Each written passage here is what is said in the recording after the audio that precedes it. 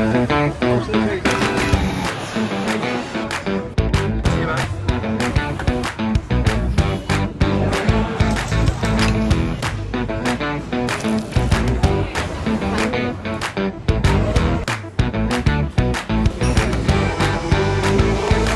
don't say bojo. Here are the best places to eat in JB.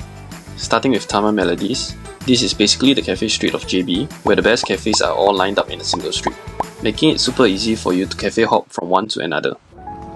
First on the list it's Keijometo. This is a Japanese-inspired cafe. Everything from the entrance garden to the staff uniform to the food menu follows an industrial theme. They are known for their matcha latte and ochazuke. Every cup is hand whisked to make sure the staff are working hard enough. Their main courses are not just pretty to look at, every dish we tried was delicious and well balanced. Desserts are worth the calories too. We got their cheesecake to try, and the salt crystals on this matcha mousse was a brilliant touch. Come early or be prepared to queue. Next up it's Hiritsu Coffee Roastery, quietly tucked away beside a mechanic shop. This is a hidden gem waiting to be discovered. The interior space is fairly simple, but their coffee is top notch. They roast their own coffee beans at the back to ensure quality control. The dirty latte is a must try, even an ordinary cup of cappuccino wouldn't disappoint. They offer full options here, but the coffee steals the show. Highly recommended if you like coffee with nutty notes. Just across the street is where you'll find the best bagels in town. At Palates Bagels, their menu centers around bagels of unique flavors. The common and popular ones range from parmesan cheese to black truffle, to even creative flavors like pickled chili, salted sakura, and matcha chicken floss. Also known as the Melodies of Thai, the interior design gives you a sense that you're in Phuket. It's a cooling spot to escape the JB heat, and we got to try the mother of oof, and the egg, cheese, and truffle perfectly complements each other. Definitely worth a visit. Moving on to the next coffee spot, Plus Coffee is also fairly unknown for now, but bound to blow up soon. It's a quaint little cafe in the corner, a perfect spot to chill and relax if you're looking for somewhere to rest.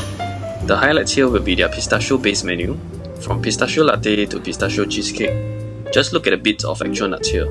They are definitely not skimping on the good stuff. If you are a pistachio lover like me, do check this place out. Okay, time for a proper meal now. Have you ever seen a place that sells baizanji, nasi lemak and claypot chicken all in one same restaurant? That's pine chicken rice for you. We ordered the nasi lemak and chicken rice. Nasi lemak is actually not bad, chicken's huge, rice is fragrant, but the ones we're still in love with are the ones from KL. Chicken rice is actually decent, but having tasted Buntong Ki and Tong Kung Fat in Singapore before, this was quite normal for us. Try it for yourself and let us know the verdict in the comments below. Okay, this next one is a sinfully good one. I'll say Dai must try. If you are looking for a supper spot, they open from 5 PM to 3 AM. We tried their flagship juicy burger as well as the Ramly burger. Just look at how thick the burger is. What's more, the satays here are also incredible. Perfectly grilled till the meat's tender and well charred. Get yourself a plate or two on the side or you'll regret not trying. This place is a must visit for us. As we approach towards the edge of Taman Melodies, you'll find Nimmies Pastry Cafe, a beautifully designed cafe both indoors and outdoors that has a European charm to it. This place is perfect for the gram. The place is also a crowd favourite, so be ready to queue. We tried the Pistachio Supreme and the Big Breakfast. The food's decent, but I'll say the ambience is definitely more of the highlight here. And finally, this last spot is technically outside of Taman Melodies, but since it's just across the road, I'll just group them together. Restaurant Teck should ring a bell. This place is famous for their paper wrap herbal chicken, or known as the zibao ji. The meat is so tender it tears right off without much effort. They also have a zhicha menu, which makes this place perfect for large groups. We tried a couple of dishes and all of them did not disappoint. Worth checking this place out. And that's it for our first area. Now moving down south, the next zone centers around KSL Mall. Starting with Space Cafe, as the name suggests, this place pays a lot of attention to their space. It follows a modern Scandinavian interior design, with plenty of natural light and a touch of natural elements. They also offer a modest range of pastries for you to pair with a coffee. If you are looking for a spot to rest after your KSL shopping, this place is the perfect spot, conveniently located at the ground floor of Holiday Villa.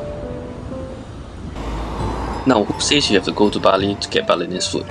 Kayu Apin brings them to you in JB, a beautiful glass house that serves Balinese food. we got the 2-pack set menu, which comes with a nasi jumbo and a slab of pork ribs. The pork rib was so tender, it just melts in your mouth. If you're a night person, this restaurant also turns into a bar with a live band at night. Check it out if you want a taste of Bali from JB. If you're a fan of night markets, you don't want to miss this. When the sun goes down, this night market pops up right outside KSL Mall. Soaked in the atmosphere of a crowded street teeming with good food. There's something about just grabbing food and eating while walking. We were caught by surprise by how yummy this Wha-Jian was. There are a few stores selling it, so do look out for this guy and this sign. We also met this cute older couple selling oni. This was so good that we regretted getting only one bowl. Fair warning, it can get pretty crowded at some juncture, as this is only open on Monday nights. The final spot in this area would be Ming Dim Sum. Unfortunately, the queue was too long when we came and we didn't manage to try this. But here are some shots from Zermat's video where we first saw this and really wanted to try it. Since we didn't manage to try Ming, here's a bonus spot just outside the KSL range. Pelangi City is a well-known zi char place amongst the locals, famous for their Thai paw fish and curry fish head. The sweetness of the Thai paw mixed with the saltiness of the sauce and the spiciness of the chili flakes. It's a burst of flavours in every bite. We also got the guluro and the yomai on the side. This is only a temporary location as they are upgrading Taman Serene Hawker Centre. Recommended to come with bigger groups so you get to try more dishes. Moving on to our next area at Taman Pelangi. The main street at Jalan Serampang is deceiving as all you can see is bridal and wellness stores. But make a right turn at Jalan Pelangi and you'll discover a cluster of amazing food options here. Starting with KACJ Coffee, previously known as Outstand Coffee. This place has just reopened and the space has a touch of Korean vibes to it. Their sandos are made fresh to order and I've tried both the shrimp and pull-out sandos. The Alaskan fish is the one to go for. Coffee here is great as well, with strong nutty notes similar to that of Hiritsu coffee. Do check this place out if you like a good sando. Just next door is Times Eateria Shiguangzan. This was an unexpected find, as we were planning to go KCJ first, but we saw a line of queue. As typical Singaporean, we were naturally attracted like moths to a flame. They serve different kinds of wonton mee here, so we got both the black and white to try. As simple as it looks, it's a great breakfast to start the day. Just around the corner, it's where you'll find the legendary tofu pho. If you see a bunch of people lining up by the roadside for something, you know it's gonna be good. This place specializes in Beancurd and they have a special pandan flavoured one. Just look at how pretty the pandan green is. Their Beancurd comes with toppings just like a bubble tea. We bought one of each flavour's bag to try. The scent is light but fragrant. They are only open from 6 PM onwards, so plan your time accordingly.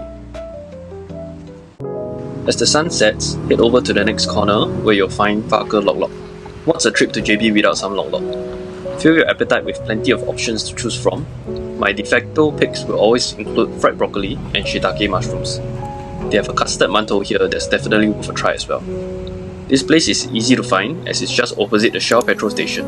You'll probably see plenty of S plates here. The final spot in the Pelangi area will be JWC Brooos Co. This is an office themed cafe which makes it a perfect spot for remote working. I tried the Infernal Drip Coffee, which is a really dark roast, suited for those who like it smoky. This place turns into a cocktail bar at night. With such long working hours, it's no wonder the staff are not paid well enough. Okay, everything we have covered so far only scratches the first 5 km into JB. If time permits for you, here are some highly recommended spots to travel further out for good food. If you have seen any of our previous videos, you'll know how much we love this spot. Our Wha Eating House is a must try. This place has been around for generations. With their generous portion of pork slices, mincemeat and liver, paired with a flavourful seaweed soup with abalone slices, their kway teow kia here is worth travelling for. Lost count of how many times we've been here already, but it's definitely more than 10 times.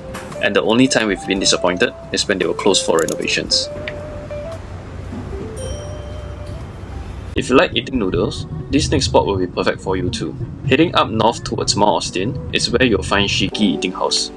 Serving authentic Sarawak food, their laksa and dry wonton are irresistible. Just look at this beautiful bowl of Sarawak laksa. I love that they removed the prawn junk too. The wonton mixed with scallion oil is so fragrant that just one bowl isn't enough. The mee fen soaks in the essence of the laksa and you don't get jelak from slurping the whole bowl of soup. Do take note that they are looking for a new location at the moment, so this address might change. Since you're already in Mount Austin, be sure to head over to Hoki Cake Bakery. It's time to switch things up from just buying Yapju banana cake all the time. The sponge cakes here are soft and fluffy. You can buy a combination of flavours and they'll pack it half and half for you. I got a pandan and an original flavour bag for the family, and my parents loved it. The pandan was so fragrant, they can smell it even before opening the box.